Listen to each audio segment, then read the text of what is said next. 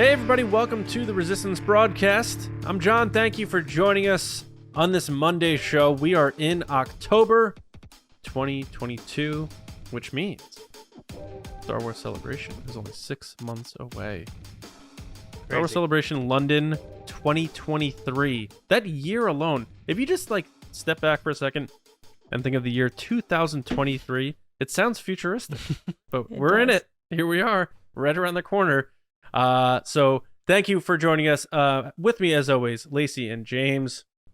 Lacey, is that the are you wearing the Clone Wars shirt? I am. I'm wearing a Clone Wars shirt. A little Star Wars Celebration shirt itself, right? No. One of our patrons gave this to me. Well, there you go. Ryan, shout out to you. A celebration in itself. Mm-hmm. Thank you, Ryan. Mm-hmm. I'm rocking the Mando fan show. There it is. That'll be coming back in February. Star Wars Newsnet. Star Wars and Newsnet. I'm the only one without a Star Wars Newsnet shirt. In the world? Look. In our group. I have a few. All right. Here's the deal, guys. We are going to talk about the latest news in Star Wars, but we're also pulling in a typical Thursday show segment. So we have Resistance transmissions later on the show. We have a pod race to get into. A lot of cool stuff. But before we do, just want to say, not really say, but ask you guys, Halloween. I know Lacey's a big Halloween person. We are in October, so I'm sure you're already starting I'm a big decorating pumpkin person. But you're a Halloween decorator too, aren't you? Bigly? So here's the thing. We decorate for Halloween a lot, but it's usually literally the day of or the day before. It's not like a very extended decoration. We have a really good neighborhood that we live in that everybody decorates. People already have stuff up in our neighborhood, actually. But I'm a big Christmas person. Okay. James, do you guys doll your house up in the lavishes of decor the spooky of Halloween? Accoutrement. Yes. Yeah, we do. I think Bennett has always really liked spooky stuff. Well, first of all, that's my wife. She really is always... I love how Bennett's 5. You're like, he's always liked that stuff. Well, but you wouldn't expect him to since he was 2. So 2 and 3 years and 4 years, and now he's 5 years old. But he has always really enjoyed the spooky stuff. And so it fits in with me. My favorite holiday is Halloween. My wife's favorite's Halloween, although it might be Christmas, kind of like Lacey. So it's kind of that era. But Bennett loves it too. So yeah, we do lots of decorations for Halloween. And I remember he used to listen to the Nightmare Before Christmas soundtrack every night before he went to bed. So that gives kind of an idea of what he was into. Okay. He watches the movie now and he's just like I would think somebody opening up their head and picking their brain would be scary, but he just doesn't even blink at it. He just thinks it's cool. That's wild. That's wild stuff. There's a scene in... You made me think of the scene in Hannibal. Mm-hmm. You know, the sequel to Silence of the Lambs, where he cooks Ray Liotta's brain in front of him and feeds it to him. Yeah, rest in peace, Ray Liotta. But not from that. That was just in a movie. Yeah, but he did die in real That's life. a really disgusting thing to bring up. Why would you bring that up? Because it's Halloween season. Halloween season. That's not Halloween though. That's just terrible. Yeah, but that goes into all the horror movies, scary movies. Yeah. James was like, I'm surprised Bennett likes this, kind of creepy Disney movie. And John's like, hey, remember when this dude killed this guy? It's the same thing. Hold on, Lacey. I did say that he enjoys watching the character remove the top of his head and pick at his brain. Which is exactly the same thing. It is not exactly the same thing as someone feeding a claymation character to a real human being. What are you talking about? A claymation character? I don't even know what you're talking about. Anyway. She's talking about Finkelstein or whatever is the claymation character. And moving that. Anyway, doesn't matter. Gross. Halloween's here. What a trilogy of holidays, though. You have October, Halloween, November, Thanksgiving, and December, whatever you celebrate, but Christmas, the 3 of us anyway. That's speaking of trilogies, they're that's like a good trilogy right there. They're like the 7 in The Boys, like those. Which I started watching by the way. 3. I have not watched it. Please don't tell me anything. I started watching Ted Lasso though.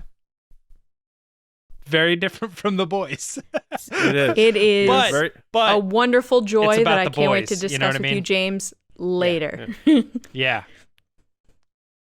All right, here's the deal. We have news to talk about. Before I do, just a reminder, TRB Live Wednesdays at 9 p.m. through into Thanksgiving, speaking of Thanksgiving, as we talk about each episode of Andor that comes out. So this week, I should say, we are going live 9 p.m. I believe we should have a guest with us. We will probably be announcing that today as well. But yeah, episode 5, Andor. Join us this Wednesday live 9 p.m. on the YouTube channel. But of course, if you can't make it for whatever reason, we understand. It will be on your podcast apps the following I day. do want to say thank you to all the people that came last week because we were able to raise money for a good cause. We raised $610-ish. Great Dollars. cause. It was a big deal. It was. That was really cool. Yeah, everyone came out. It was a last minute thing, and everyone still delivered, which is incredible. Literally 3 minutes before we went live, we're like, we're doing this. We did it. Mhm. So, yes, thank you to everybody for that. James, let's talk some Star Wars news, dude. It's the Resistance. All right, the Resistance report this week kicks it off. A little bit of a sad note, but it's sort of one of those things where we kind of expected it, kind of saw it coming. You may have seen in the news last week that James Earl Jones is retiring as the voice of Darth Vader. And I think this is kind of something that we speculated about when it came to Obi-Wan, because he had a more Darth Vader-y voice than he did in Rogue One and other things that he had done in his later years. And as it turns out, James Earl Jones heard and approved the use of the AI technology that was able to take bits and pieces of his voice over the years and construct new sentences. And they used that for the entirety of Kenobi. And he was like, yep, that's fine with me. Totally cool. I don't need to do the lines anymore. I'm sure he's getting some sort of kickback just on the use of his voice as some sort of royalty. But at this point in the game, he is retiring his voice of Darth Vader. And that's it. So let's talk about it. John, initially, what are your thoughts on this? Is this a good thing, a bad thing? What's your take? I mean, in my opinion, it's a great thing. He gets to walk away on his own terms. He clearly gave his blessing, which is important. Mm-hmm. It's not, one of those things, Alec Guinness passes away and they're like, did we use his voice here? Did we not? We gotta get the granddaughter's approval sort of thing. It's no, you're getting it from the guy saying, yes, please go on. I really like what you did here. And I think people would be lying if they said that they were able to tell that it wasn't James Earl Jones doing the voice, because it was incredible what they did with that. And that's a company out of the Ukraine, and the company's called Respeecher, mm-hmm. and they use very highly developed algorithms. They have a whole team that work on it. Matthew Wood was heavily involved with them in terms of getting it done. And, they were doing it while Ukraine's being invaded, and they were like, we're going to push on and keep doing this work. It's real hero stuff that these guys were doing in order to serve this space fantasy show. And it's just incredible the work that they did. So, there have been debates about this stuff, and I even had some debates online about it because I tweeted about, James Earl Jones being able to be Vader forever now, because now he is. You don't need anybody else to voice Vader. I do that stupid impression with the helmet, but they do have other people that have come in to try to do the voice and stuff, and you could point it out every single time, even if it's someone who sounds like him. It's just one of those voices that is irreplaceable. I don't even think you can do a good impression of James Earl Jones. I haven't heard many people try. We saw Josh Robert Thompson do Morgan Freeman right on our show, but you never see people doing James Earl Jones. And it's just so recognizable, whether it's Mufasa, whether it's Darth Vader, anything he's done, his speech in Field of Dreams. And the fact that they were able to do that, to me, it was perfect. And now that he can be Darth Vader forever, it's a role, it's a voice. Even with the emulation they put his voice through from back in the day to now, it's so iconic that when people make the argument, well, they recasted it and they did, more different Jokers, and they've recasted this and recasted that. It's just, I can't buy those arguments, because this is one canon, first of all. It's one iteration. If Star Wars one day ever got rebooted and they retold the movies again, which will never ever happen, getting a new Darth Vader would make sense. But for this, it's supposed to be one fluid thing. It's supposed to be quote unquote real. You keep the same voice, you keep the continuity. We realize how important continuity is to Lucasfilm. When they bring back a digital Luke Skywalker, we're just talking about a voice here. So I think it's a great choice. It keeps the suspension of disbelief. I do not want to see live action Darth Vader with somebody else trying to do the voice. And the fact that he gave the blessing, like, every box is checked for me. And add to the fact that there's a whole team over there, Respeecher, working. People are still being put to work. You're not putting people out of work. I respect voice actors. We've had them on the show. I'm friends with voice actors. I think even a lot of them would say, like, we can leave that job closed. There's other jobs that we can do. Darth Vader can be James Earl Jones forever, and I'm okay with that. And that's where I'm at. So I think this is great. I'm glad he's able to step away on his own terms again, and he'll be missed, but his legacy is quite literally immortal, and I think that's awesome. James, what do you think? I think, like, one of my thoughts just off the beginning that we kind of didn't talk about is the fact that he probably is getting royalty for it as well. You know what I mean? Like, he's sort of in a way like doing the voice for the GPS. You know what I'm saying? Where, like, you could get C-3PO to be your navigation system or something like that, and he of course gets paid depending on, like, how many people are downloading that app or that voice, and he sort of gets that kickback in royalty. I sort of would imagine that the way this looks is him saying, wow, you guys did a really great job, that's awesome, and then, like, I don't have to do it anymore, but I still will get paid such as, like, this is representation of my voice. So I think James Earl Jones is still going to be compensated for his contribution, kind of thing. I could be wrong on that. That never even crossed my mind. I was looking at it from the, like, what legacy standpoint of it, not his. No, I think everything you grandchild going to a good college. Yeah, I think everything you said is great, and you were mentioning the, like, people are still in the job kind of thing, and I was kind of looking at it from that angle. Like, the other thing too is, like, the AI didn't take this away from James Earl Jones. Like, I think he's still able to say, like, hey, this is great, this is cool, I'm retirement, I know I'm getting older, kind of thing. Like, I don't know how much there really was as far as, like, him being vocal about this. I think it was a little bit more of, like, a under the table announcement of, like, hey, we just wanted to let everybody know we did in fact use this other thing. He's decided to retire the voice, and that's the story. But because this did this not come from Vanity Fair? I believe so. Yeah. So I don't know. The Brez. Yeah.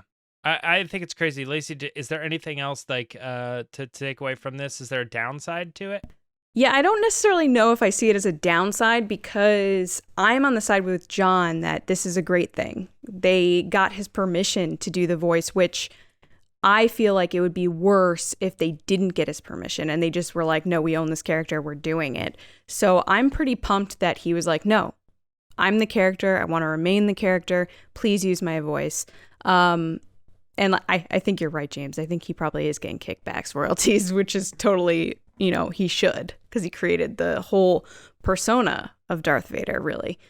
The Ukraine story is crazy. That when everything else is going on in that country, they're just like, yeah, we're just going to go to work and make Darth Vader's voice. Like, it's crazy how no matter, it's another example of, like, no matter what's going on in the world around us, like, time doesn't stop.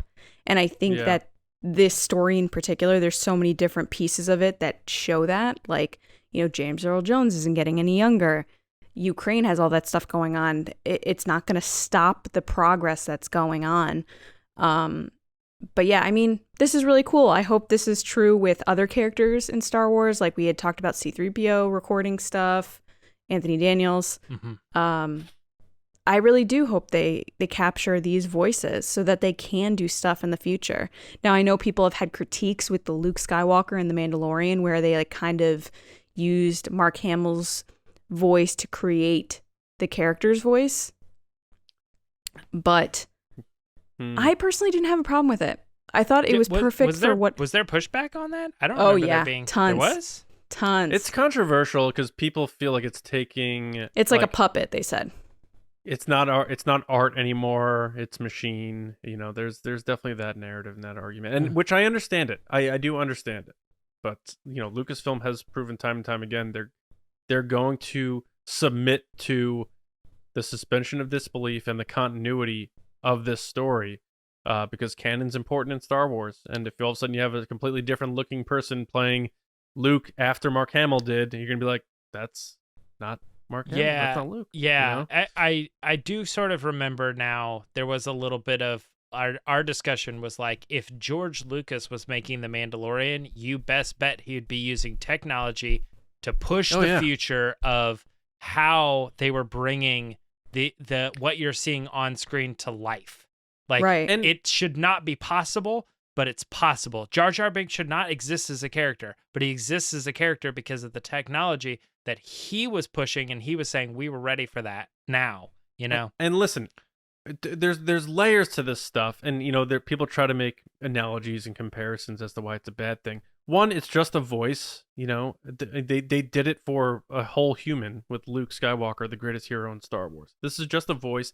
And two, like, this isn't a situation where you're like, now let's see this person's take on the character. Let's bring in Daniel Craig to be James Bond. It's like, no, this is the same story, the same canon. This isn't a reset, a reboot or anything.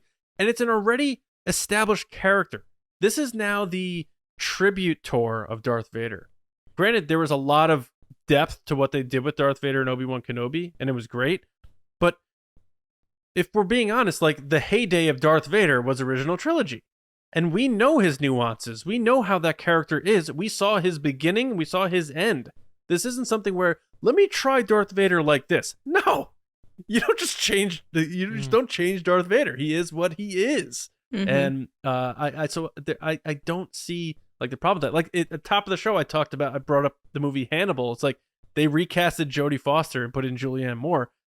That almost ruined that movie for me. I'm like, I wish they got Jodie Foster, because now I don't see Clarice Starling. With this, it's a voice. You still see Darth Vader, and they're be able to carry it on. And this guy gave the thumbs up. This legend, a no-brainer to me. I appreciate everyone's opinions on this, and they're right to have them. I'm not saying people are wrong to have those opinions, but to me, this is a no-brainer. Yeah, I do think it's interesting when you are talking about, because we have had other people portray Darth Vader over the years for video games and other things like that. So it's like, and I never like how it sounds. I mean, ever. And you could say, oh, that person does a really good job at that character or not, that kind of thing. But it's kind of interesting now that we're just toying with a different version of that. Like, we now have a team of people who have been hired to try to replicate it to what I think most people would agree is more accurate than some of the other, not all maybe, but some of the other people who have portrayed Darth Vader. So it's like, okay, so this isn't even the worst option. You know, it's not necessarily, it might be the best. It could very possibly be like, I think it's the best. Indistinguishable, you know what I mean? Kind of thing. Like, that would be interesting to see if there was like outtakes that they had of James Earl Jones for other movies or something, and they just had like the re-speecher doing the same lines, and you had to pick between the two, and you're like, I don't know, man. Dude, that would be so tough. Pull Vader clips from Obi-Wan Kenobi and original trilogy. Go to someone who likes Star Wars. Oh, sure. Who doesn't That's a good point. know all the quotes, and be like, I'm playing you this quote. Do you think this was James Earl Jones, or do you think this was the algorithm? I still wouldn't believe them, though, because they wouldn't be able to figure it out. I know, but I'm still thinking, well, there could be some truth to it, like the actual audio quality. Like, I'm I'm just saying the voice. Let's just in a vacuum, in a bubble. And this is art too, because they brought up the fact that the director Deborah Chow and Matthew Wood, Skywalker Sound, everyone knows Matthew Wood at this point if you're, really delved into Star Wars as a fan. Like working with that team in terms of like getting certain words right and would he have said it this way and stuff. That's art to me. Mm-hmm. They're shaping the voice. It's like making something out of clay. So yes, it's technology, but as you brought up, James, Lucas would be stomping his foot at the chance, chomping at the bit to do this sort of thing if he was still involved with Star Wars. He was always pushing the envelope with technology. So I think that's a great point. And I'm glad that we didn't have an argument about this. We all sort of agree. Yeah, I mean, I think we're all on the same page that this is a really cool and interesting step forward. And it doesn't mean do it for everything. Yeah. But in this instance, it's... And I think one thing to that, too, is, like, it was also cool that, like... I know you said, like, he did it on his own terms, but it's kind of one of those things where, like, he didn't pass away, and then they're trying to, like, figure it out. Yeah, they're scrambling to figure it out. Yeah. And then, like, people are going to be critical of it, similar to Rise of Skywalker or something. So, yeah, I think this is good all around. And I think locking him and his voice and his legacy in for years and years and years to come is the way to handle it. Let's move on to the next story here, which has a lot to do with Andor. Now, I know we're always talking about Andor on our TRB live shows, but there was kind of this other piece of information that we wanted to talk about here on the regular show because it was a little bit of news. If you know, Nicholas Britell is the composer for Andor, and he was discussing how he collaborated very heavily with Tony Gilroy, which is sort of unprecedented in that world, that Tony would be as involved as he was, sometimes for weeks, working on just the score and specific elements of the score to really focus in, dial in exactly what he wanted out of the music for this show. And they were talking about how much content they've actually created. It's the biggest thing Nicholas Britell has ever done, creating over 7 hours of unique music, which not a lot has been released at this point. It looks like they're doing sort of here's the intro to the show for every episode, which is different in its own unique way, which is kind of interesting to listen and try to break down how that works. But soon, at some point, I'm sure they will release the regular scores for the regular episodes, and we will just be treated to a lot of music, which my understanding right now is that people are liking what he has produced so far for the show, even though it's not quite as hummable. Like, I can't sing the song, but I can tell you that when it hits, it's impactful. Lacey, did you have any particular thoughts on the music of Andor and specifically this story of how it came to be? Yeah, I really love the music of Andor. I said that the first episode that we watched and like that first review of the first 3 episodes is the thing that stood out to me the most is the music and the sets. Obviously the characters and all that stuff is great too. It's just those are the things with this project in particular that have stood out to me compared to other things that we've seen like Book of Boba Fett and The Mandalorian, which interestingly enough, hearing how involved Tony Gilroy is in all these different parts of the show, it's very kind of Jon Favreau of him, that he's finding all these players and people that he wants to work on his project, and then he's very into it of like, this is what it sounds like, this is what it looks like, this is who's playing this character, this is who this person is and their background and what their motivation is at this point. And he just seems like very intertwined. He's not just doing it to do it, he's in it, like he had said in a previous interview. I have loved the music. I think it's really stood out to me as something that's different, which is funny because we came from Ludwig and then we went here and it's like 2 completely different sounds and Natalie everything. Holt as well. Oh, Natalie Holt. Yes, I'm so sorry. But like 2 different completely, all 3 are different. Yeah. I feel like Natalie, just like a John Williams, really scores from basically what we spoke to her about was for characters. she's doing the character themes. Like, what does this character sound like? What is their energy? What is their motivation? Whereas I feel like Nicholas a lot in this interview is talking more about the space. Like, what does this planet sound like? What does this club sound like? What does this street sound like? Which was very interesting because I feel like the music in Andor has kind of transported you to the place more than the moment. John Williams is very much into moments. Like, when you hear certain melodies of his or big moments in his music, you think of that scene or you think of that character. Whereas I feel like with Andor, it's just like the way he described how he put leaves in Andor's, Cassian's childhood planet, or like he thought about what a certain club had like a Beskar armor sound to it. It's just very kind of environment driven, which I really love because it kind of has the Disneyland feel to me, where you're like, when you're in that land, you hear the music and you feel like you're there, but you're not actually, like you said, James, like humming the Mando theme, But it's been cool. I can't wait to see where he goes with the rest of the series, seeing as it's 7 hours. It's probably going to be on my list of like, when I need to focus, this is what's going to go on.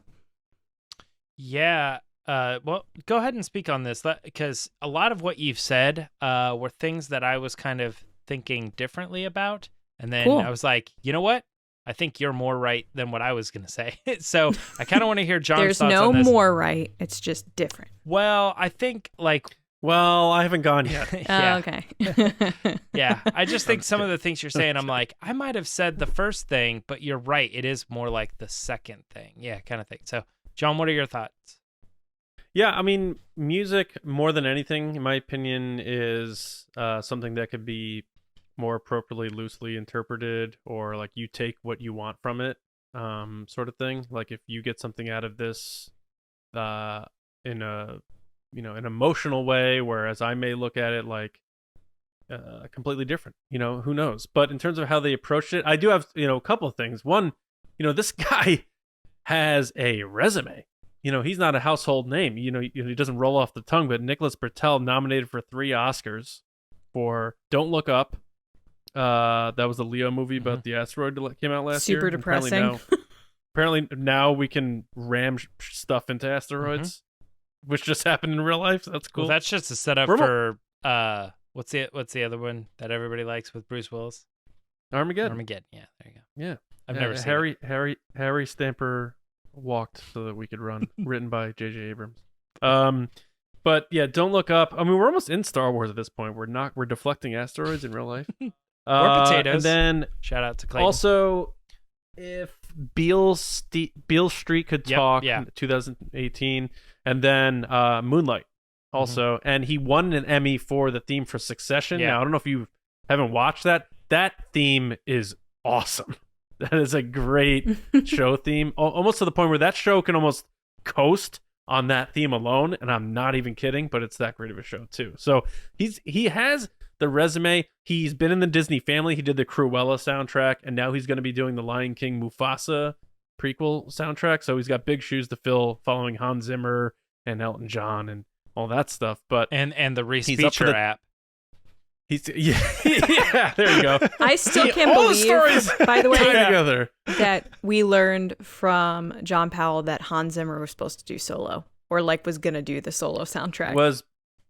Hans Zimmer reached out to Ron Howard, and Ron Howard's like, "No, we're not for this." No, one, Ron Howard wanted Hans, and then he was convinced. Oh, Lord Miller had John Powell, and Hans Zimmer said, "Oh, you're in good hands with John Powell." Yes, that's what happened. Because Ron Howard was like, "I always work with Hans," and Hans was like, "Right, no. Yeah, that's crazy to me." Go back and listen to that episode. It's a good episode. Imagine like doing anything, and like one of the best people at it says to that director, "Oh, you're in good hands with them." I'm like, wow, amazing. But also, with this guy, it makes me think of our interview with Natalie Holt, because it seems like in my brain, it's like Nicholas Britell and Tony Gilroy are just in a room together figuring it out, just them two. And I wonder if, because Tony Gilroy is a very, like, not in a bad way, but he seems to be a very controlling filmmaker. Like, he wants to make sure what is happening is, under his thumb, and he's knows what's going on at all times. And, he may not be directing it. He may be in New York during some of these shoots, but he knows he put the right people in place, that sort of thing. Whereas we heard from Natalie Holt, she had these ideas for the Leia theme. She wanted to be bouncy and almost childlike. And Kathleen Kennedy, cut it down and was like, no, we want to do the power more sassy theme with Leia. Is what she said. More sassy with more power and strength. And I wonder if that did or did not happen with this score. It sounds like it didn't. It sounds like this was more like Tony Gilroy's like, look, I'm going to come back. I saved your guys' butts with Rogue One. I'm coming back, but it has to be on my terms. And I want to be able to control this. I'm sure that was part of the whole contractual agreement stuff. You can't come in and tell me I can't do this or can't do that. I wonder if that's the case. And that stuff always interests me. I'll to speak on the music, I do like the music. On our show, on our live show this past Wednesday, I brought up how my favorite moment was when Mothma's leaving Luthen's antiquity shop and getting into her sort of space Rolls Royce, and that music really stood out to me. It actually did remind me a little bit of Succession, sort of. It was serious. It felt urgent. It felt dramatic. It had some emotion and power to it, but it wasn't overbearing. But it stuck out to me, and it was the first time in the 4 episodes it had. So I'm curious where they take this, but they seem to be very meticulous about this. This isn't some sort of grand sweeping, just put something that sounds like this over this scene. Mm-hmm. They're really getting into the fibers of what they're making here, and apparently for even the opening of the Andor logo, they put a lot of thought into that. And season 2 is going to be different because it's going to be a different tone, a different time, so the opening's going to be slightly different. And I like that much detail is going into it, because you could just say, we joke about sometimes in the podcast about forgetting Sarah Marshall, where he's like, dude, just do something foreboding and dark. I gotta go to lunch. Boom, boom. Yeah.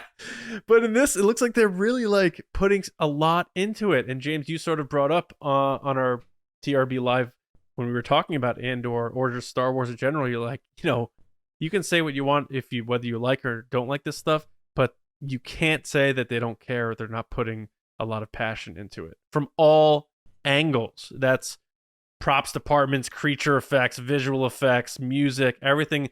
They're trying to really deliver good products. Now, whether you like it or not is one thing, and that's up to everyone's interpretation. But to say that they are not taking it seriously, you just can't do that, because it's just the proof's in the pudding here. And I'm curious where these next, 8 episodes goes with the music. Because I remember in Mando, it definitely built up, and they kind of crescendoed everything into one towards the end. This is some sort of music salad about everything. And I wonder if there's going to be certain things that we've heard bits of, like Hans Zimmer in Batman Begins. He's on his journey of becoming Batman, and they're slowly peppering you with the theme. And then when he finally becomes Batman, all the horns come out and they punch you in the face with the real grand version of it. We may be getting hints of stuff here, and then at some bigger moments later on, we're going to say, that sounds familiar. I don't know why. I've never heard it before. And then realize they put that into our brain back in this scene on episode 4, and now it's this major scale version of it or something. Yeah, so they'll start feeding in the bass line, the dun dun dun dun dun dun dun dun. Yeah, and just and then, powers later, horn it's sections or something. Right. So I've been a fan of this guy. I didn't know he did Succession until recently, so that made me even a bigger fan. So I like what they're doing. Does it sound like Star Wars to me? Not really, but I'm starting to understand how to accept that. I guess not everything in Star Wars has to have the John Williams sound. I'm glad Solo did. I'm glad Rogue One had that sort of classic orchestral feel to it.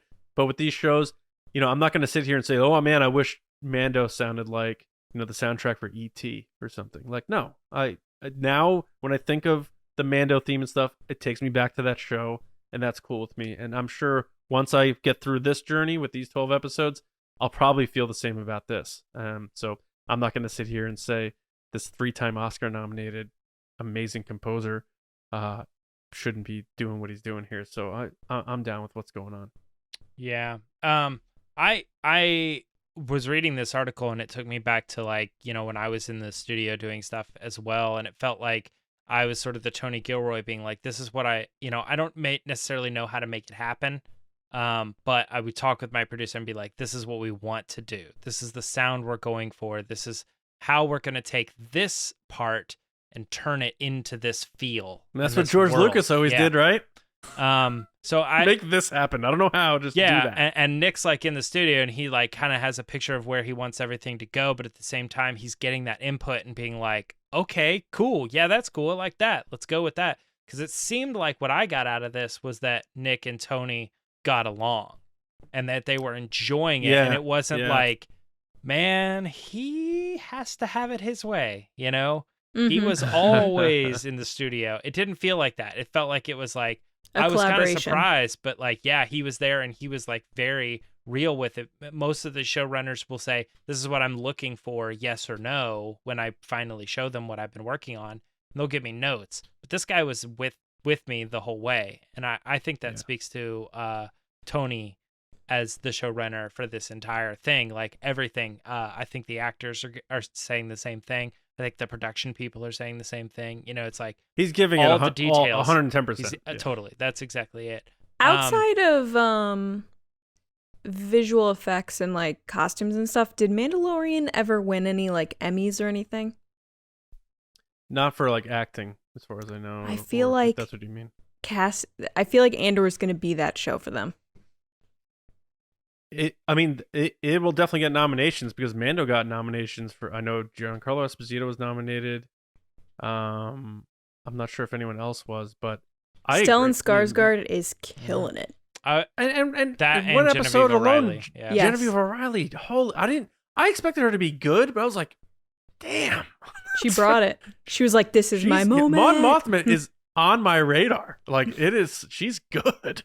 Yeah, and I'm excited too because she has sort of in a lot of ways like become that character, and now she's like has really the license to take that character in the direction that she wants to see it go. And more power to her because she's incredibly talented, and it's almost amazing that Lucas cast her.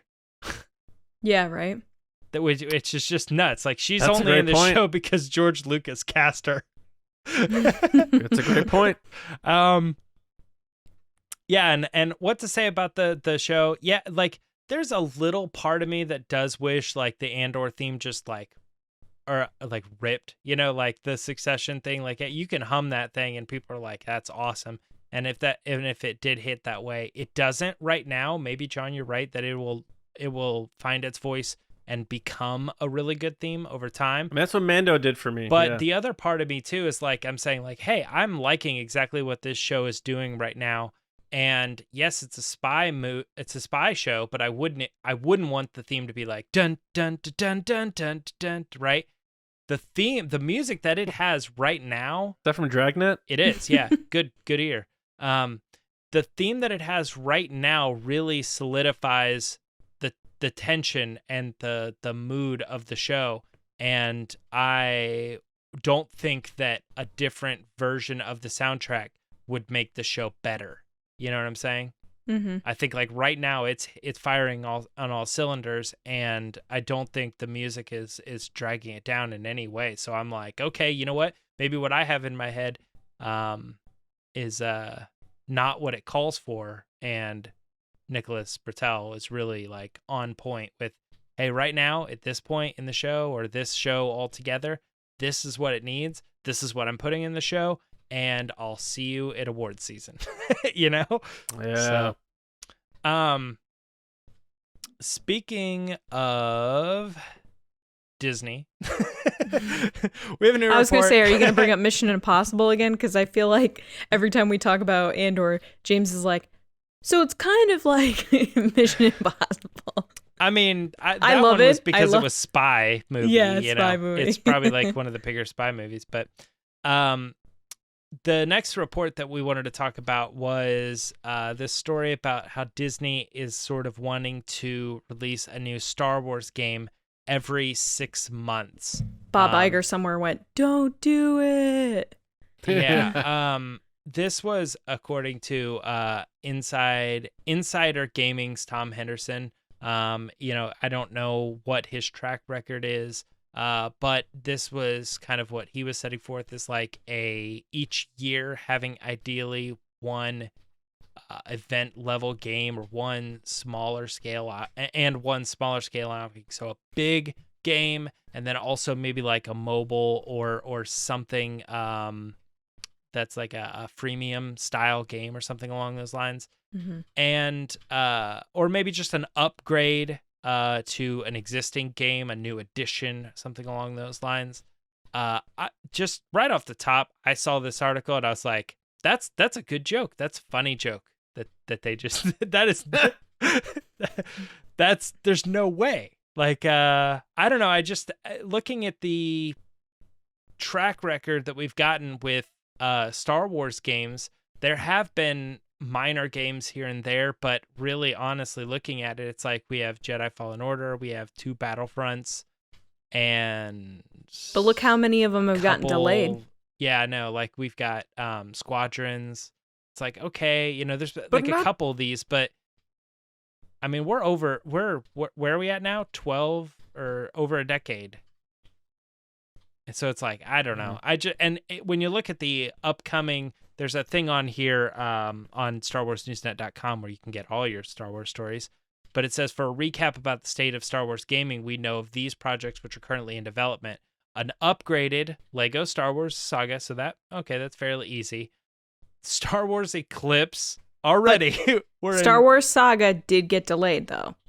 The Skywalker Saga game got delayed twice, I think. But I'm saying that's the easy one because they already have it released. They could do this Galactic Edition and get that out. That wouldn't be too terrible. But the very next one on the list, the next most realistic one, is the Star Wars Eclipse Quantum Dream thing. And like that's nuts. Which is on solid footing, as far as I understand it. There's the Knights of the Old Republic remake, which got taken away from them and is being repurposed by another studio. Star Wars Hunters, which was supposed to come out and got delayed, but also is a mobile game. That. So I don't understand why they're not considering some of the other mobile games. They promoted that a lot too before it got delayed. They did. It felt like they were putting a lot into that game, and I don't know what the big difference is between like some of the other online like Battle Arena, like I said. And there's also another one on Apple Arcade that's like an island game. I haven't really played too much into it, but I'm like, why is nobody talking about this? Like, I don't know. And then Jedi Survivor, obviously, and then 4 other like untitled, they've been announced, we're making something games.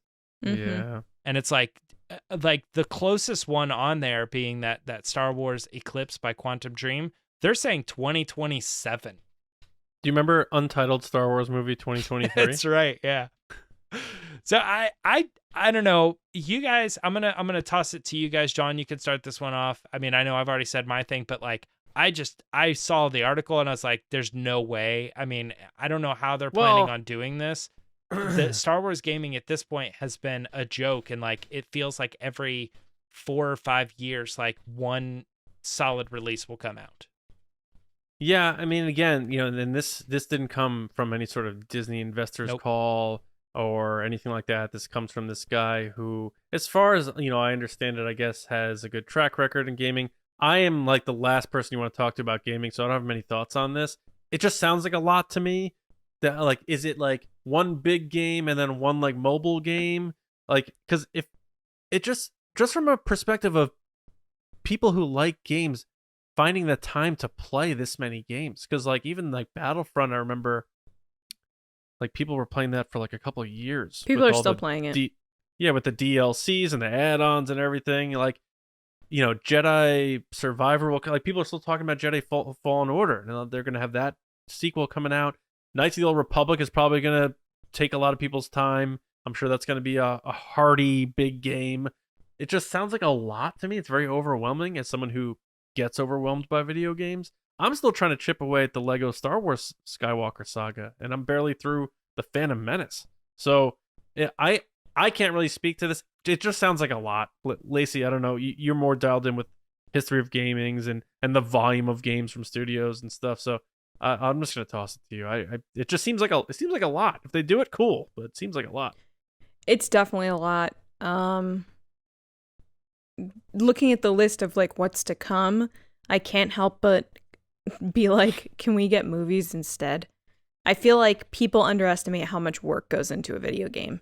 So to say that you're having something come out every 6 months, that's a lot of work, a lot of hours, a lot of design. You know, there's so much that goes into it that it's just another level, you know? Like, I'm not saying I'd go shoot a major motion picture in a weekend, but that's over in a couple months. Video games are worked on for years and years and years. So, I mean, it's nuts. But like I made a joke at the top of this segment, or this portion of the segment, Bob Iger somewhere going, don't do it, because he said the same thing about movies, and look where that ended up.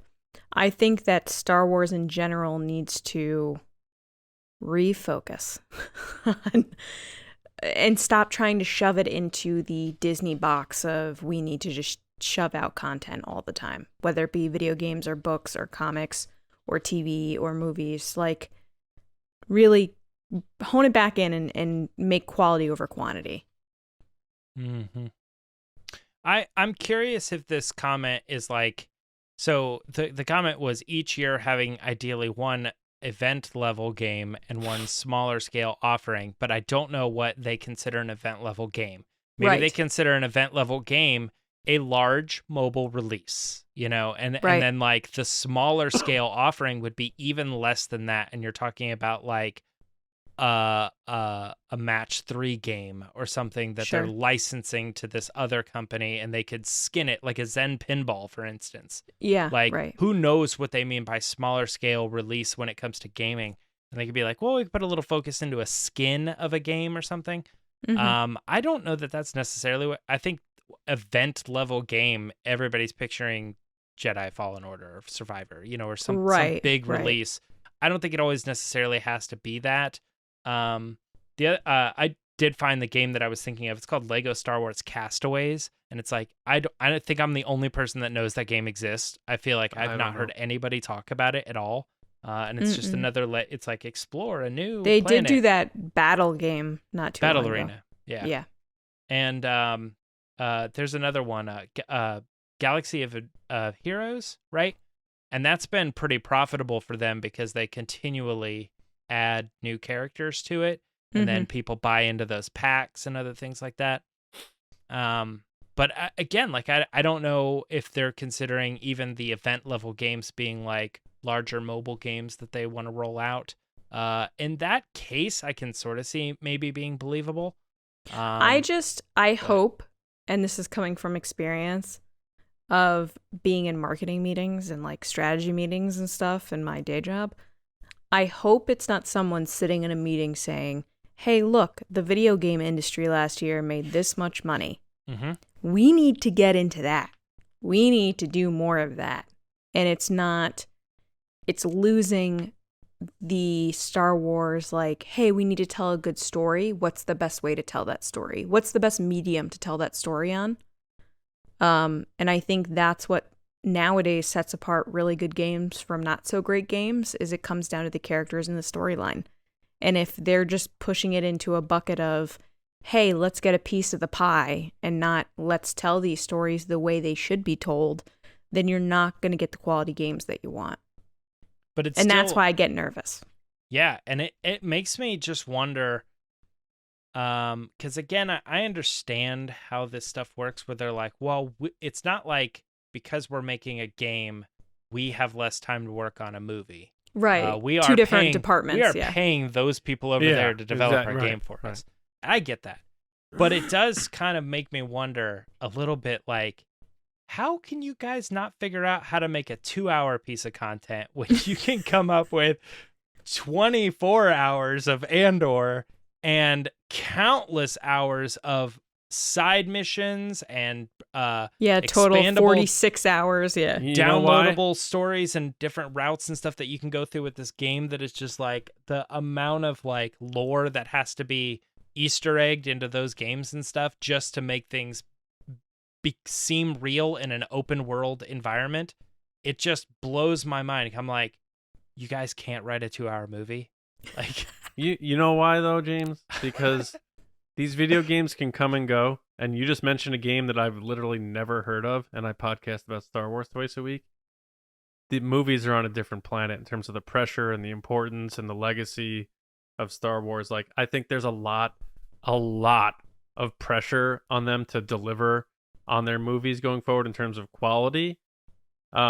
Whereas if they misfire on a game, it's like, all right, whatever. Whereas a canon Star Wars theatrical movie that they're hoping makes $1 billion at the box office, and there's a lot of people Not that they're just involved. hoping. Yeah. They need to, like, nowadays it's like they've got to make back their investment. well, I think games are on a different wavelength of pressure in terms of what it means to a franchise than a big blockbuster theatrical film. I hear what you're saying. I guess my only thought is, like, do we not look at Andor and think that's movie quality? Because the story, yeah, I think the story that they're telling is something that they could have made an Andor movie is up to that par. Yeah, and they can somehow manage to make a really long, drug out story there, but they can't seem to figure out a way to, like, condense that story to 2 hours and have way less production. I don't know. Or maybe not way less production. I don't know what it would take. Because once they built those sets, then they're like, they could shoot for an hour every day, and that's an hour-long episode because they already have the set. They could just run the cameras and do more scenes in those sets. But it would have taken the same amount of money to build for just that one scene in a movie that's only 5 minutes long. They would have had to build that set too. So I don't know. I mean, look, I'm not here to talk about budgets. It just always surprises me when they're talking about doing a bunch of video games and they're making these long TV shows where Obi-Wan is 6 episodes long. And I'm like, that's longer than 2 hours. Could you not just have done the movie? But whatever. For me, that's wrapping everything on Resistance Report this week. We do want to get to our other sections, including Resistance Transmission. But first, I'm going to pass it off to Lacey to talk about one of my favorite sections of the show, honestly. Yeah, so guys, it is time for the Patreon pod race.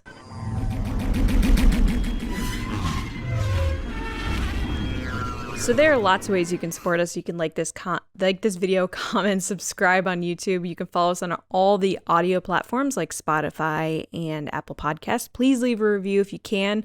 It helps us be seen and lets us know how we're doing.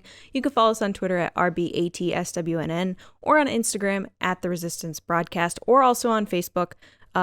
We're pulling together plans to do more stuff on those channels, so definitely follow us there. But if you want more than that, like exclusive content, Discord server, live streams, exclusive commentaries, and much more, you can head over to patreon.com/resistance broadcast. Starting at just $5 a month, you get access to the page and you get to engage with us. That's the big thing, is we've headed into this new kind of phase for our Patreon. We've just recently updated it. Right off the bat, you get to take part in our polls and ask questions for the show and just kind of drive how we're making the show, which is always super cool. But as you go up in the tiers, you get more access, more engagement with us. And this is the part of the show where our generals and spice runners get to take part. We ask them a question, they give us their answer, we discuss it. So first I want to thank those people. So thank you to our generals: Carmelo, John Reese, Jetta Rosewater, Frank Grande, Darth Hurricane, Nick Kratz, Christian Morales, Brian Smith, Matt Chitty, Danny, Mike Rumori, Matt Heath, Chris White, Brendan McLaughlin, Count Pepto, Sam Zilke, Sneaky Zebra, and Val Trichkoff. Thank you guys so much. Yep. And our Spice Runners: David Probus, NEEL, SHAH, KENDALL, GELNER, Ryan WAARA, Dave HORNAK, Thomas Hennessy, Andrew Staley, who we just had on our Spice Run chat last week. Definitely go check it out if you're a patron. Jeremy Myers and Michael Fry. Thank you guys so much. This week we have one of our recent generals, Sneaky Zebra. What up, Gary? On the pod race, and we asked him, what are your hopes for the Lando series? Do you think Billy Dee Williams will be involved in any capacity? So, Sneaky Zebra, take it away. Hey all, so if the Lando series turns out to be a limited series, which I think it is, I would definitely love to see Billy Dee back as Lando again. I think he deserves a really cool send-off. I think it would be great to have like an opening that's in like an old cantina, and him telling a story, and then we flash back, and then maybe at the end of the season, we see him, walk off into the sunset or sunsets, depending on where he is. Obviously in that recap stuff, the flashback stuff, we got to be with Donald Glover. Like, we got to have him back as Lando. But I think it would also be really cool to have an even younger Lando intercut with that. And we see his relationship with his mother, who we know from Solo is a incredible woman that's very important to him, who had a big impact on him. He obviously feels enough to tell Han or Han that. I think that would be great to see, just the multiple timelines, kind of like what we're getting with Andor at the moment. But yeah, I think that's what I would like to see from the show. I mean, you can't tell it from here, but I am a huge Lando fan, so I hope other people are as excited about the possibilities of this show as I am. Thanks, guys. Nicely done. Great answer. As John knows, which I'm going to tell you guys, Sneaky Zebra's favorite character is Lando. So John picked a great question for him. So John, what did you think of his answer? Well, unfortunately for all of our other pod racers, Mr. Zebra has set the bar for his environment that he did his pod race from, as it looks like it looked like I saw a joystick. So is that where you game or something? Looks like a gaming area, but it's definitely inspired by the Falcon. That's such a cool looking legit setup you got there, man. So I really liked your answer. People have been bopping around the idea of, Billy Williams can be involved and like he's telling the story. And I kind of like that angle because it's always good to see Billy Dee Williams back as Lando. I was so happy to see him in The Rise of Skywalker. I was wondering if it was going to happen once we saw the first two movies of the sequel trilogy. I'm like, what's going on? Where's Lando? And then we finally got him back and he was awesome. He made a great speech to Poe. He had that big moment at the end with Chewie and the Falcon. I loved it. So more Billy Dee is good with me, so I'm with you there. One thing I didn't think of, though, that you brought up is, can they go back and give us a younger Lando than Donald Glover, like a kid with his mom? Because he does bring up his mom as the most wonderful woman he ever met, and that could be like an angle into the upbringing of Lando to help us understand how he got to be sort of a swindler and how did he get to be that way. So I think that's interesting. I hope the series is still going on, and there's a lot of doubts about it. Donald Glover's been sort of coy about it. Hopefully, maybe Han and Chewie can get in there. A little Alden Ehrenreich, I don't know. But I liked your answer, man. You did a great job, and thanks for your support. Keep killing it, and I'll see you in the chats, and see you around, buddy. James? Yeah. Yep, solid answer. I think it's not like a massive stray from other things that we've heard before. As far as like a way to handle kind of both versions of Lando. So I like that. And I think that one is the one that seems to stick with fans because it makes, I don't want to say the most sense, but it makes sense in this, in the sense of maybe how Lando would tell a story, and you would be able to bring in both, and then it would feel like a very Lando story. But I think one thing that is sort of interesting to this version of what we could see out of the show is what the creators are thinking about. Like, because I'm sure they have their idea of what the Lando show is going to be, and then they're seeing this is how fans are sort of looking at it, and they're going, I wonder if they're going like, oh, yeah, that would make sense, but I don't, or if they're going like, that's not even close. Like, and it totally is like this young Lando thing that we have, or it's animated, so maybe we'll bring in some voices or something. But I mean, we just literally do not know what this show is. But I think that if your version of the show comes to fruition, that's going to be a version that we will all enjoy as fans. So good on you. Thank you for doing the pod race, and even more so, as always, thank you for being a general and a patron of ours. Yeah, awesome answer. I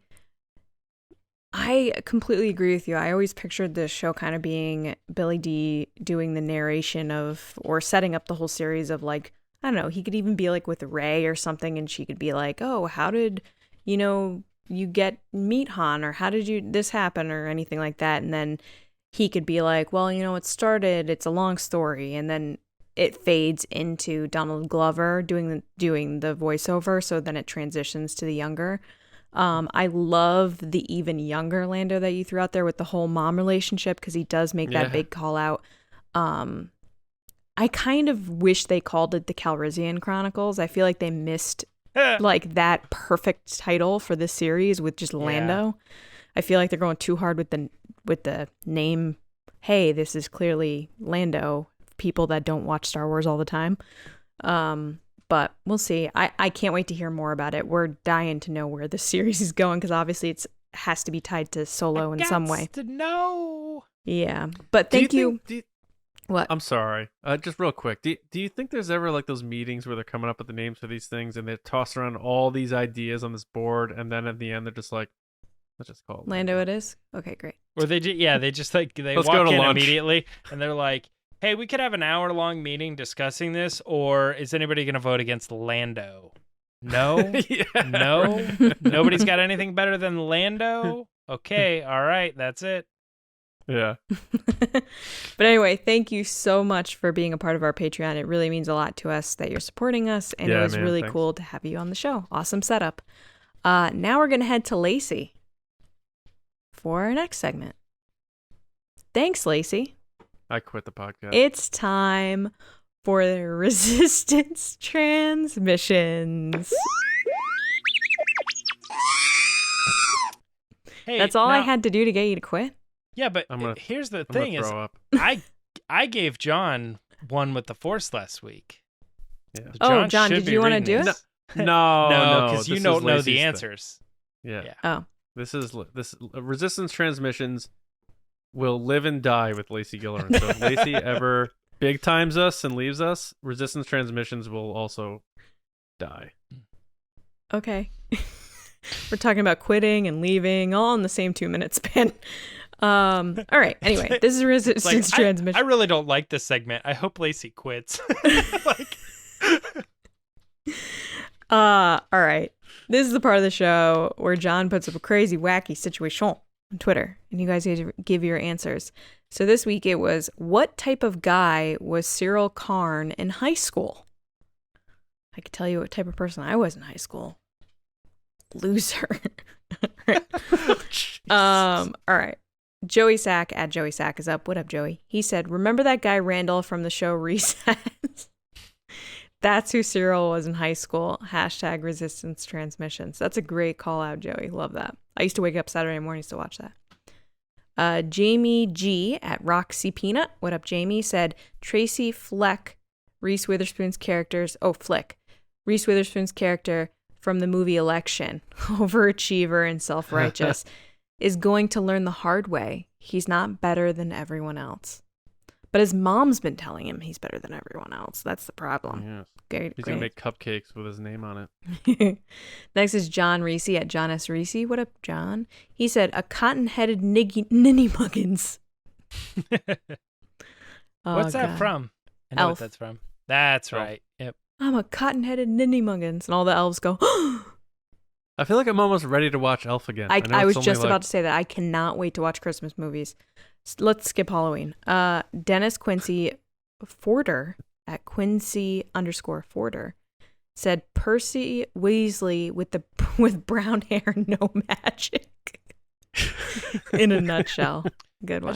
I just had a really weird thought. If they ever did a sequel to Elf, if it was like they were going to. Will Ferrell said no.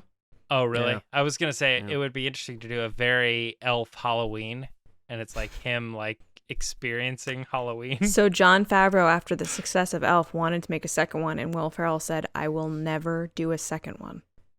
And Jon Favreau was like, please. You know what would be a great plot for Elf 2, though? Like, he gets older, and he's, like, normalized, and he loses his Christmas spirit, and he needs his children So he hooks himself? What? He hooks himself? Like Hook with Robin Williams? Oh, I see what you mean. Yeah, that works. Okay. That works. That is literally the plot of Hook. I know, but you have to understand the phrase he hooks himself. He hooks himself. Like, what are you talking about? Hooks himself. Yeah. All right, and then the other part of Dennis's stuff was there were about 20 of these type, so he just went one. No. That's me. That's us talking. You didn't put in a different color or anything, so it looks like he said it. Dennis, you didn't say that. my bad. All right, so then Joseph, I'll read whatever's on here. Yeah, It's like Ron Burgundy. Yeah. I'm Ron Burgundy. Lacey Joseph Burgundy. Harlow at Joe Low 63. What up, Joseph? He said he was the kid who said, "Excuse me, teacher, I think you forgot to collect our assignment from last night." Yeah, could see that. Rick Villanueva at Cad Bane's Bounty. Rick said, "My man tucked his undershirt into his tighty whities." Sounds about right. And then John just wrote in the document, "You stay classy, San Diego." At least I didn't do Too the other obvious. version. Yeah.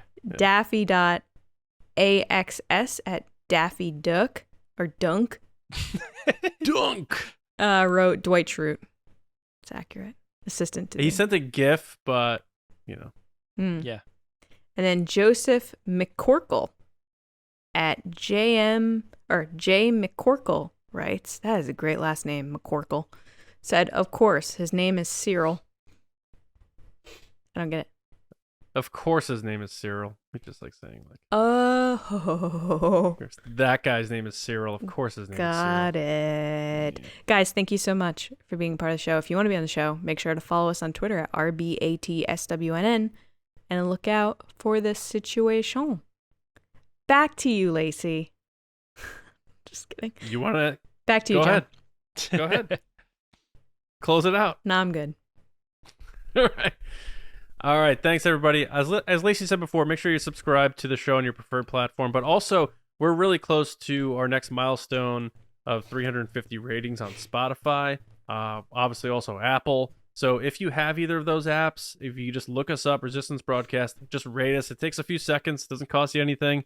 It really helps us a great deal. And if you like us, 5 stars is appreciated. So thank you for that.